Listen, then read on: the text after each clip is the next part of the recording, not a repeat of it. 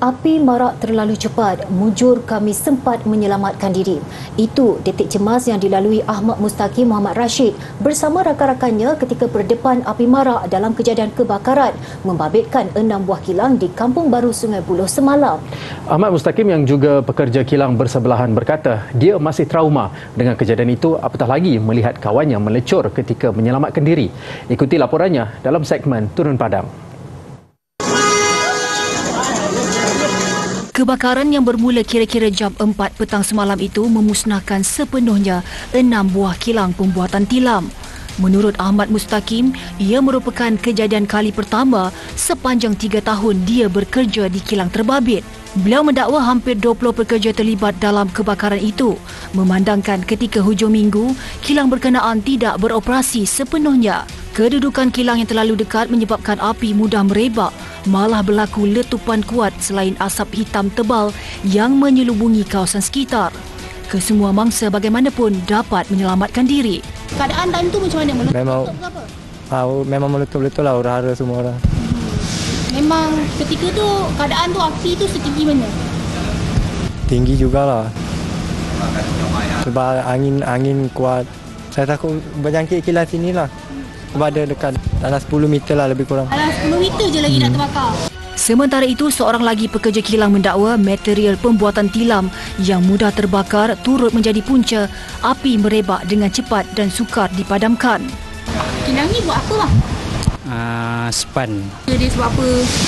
Katanya ada wire short. Lepas tu dia merebak kena kat span, jadi tak dapat diselamatkan lah. Jadi kebakaran, jadi semua hangus lah.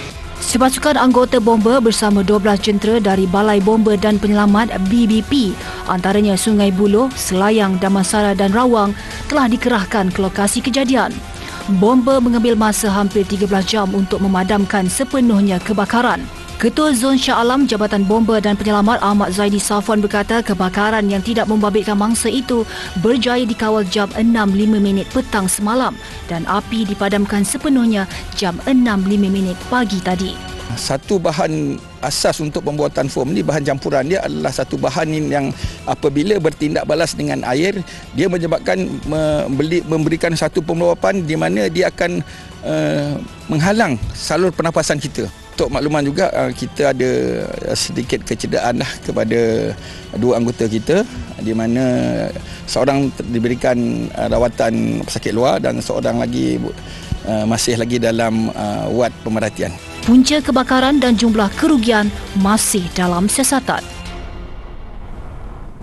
Selepas kebakaran melibatkan 6 kilang hangus malam, siang tadi 12 kontena yang dijadikan rumah kongsi pekerja binaan di Bandar Putra Permai Serdang pula musnah dijerat api marak.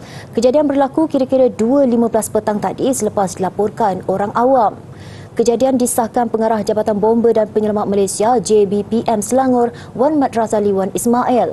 Jelasnya panggilan kecemasan diterima 2.25 petang tadi dengan pihak bomba tiba di lokasi 3 minit kemudian. 3 jentera bersama 26 pegawai dan anggota dari Balai Bomba dan Penyelamat Serdang, Cyberjaya dan Puchong kemudiannya dikejarkan ke lokasi kejadian. Kebakaran berjaya dikawal sekitar 2.46 petang. Tiada kemalangan jiwa atau kecederaan dilaporkan. Punca kebakaran masih disiasat.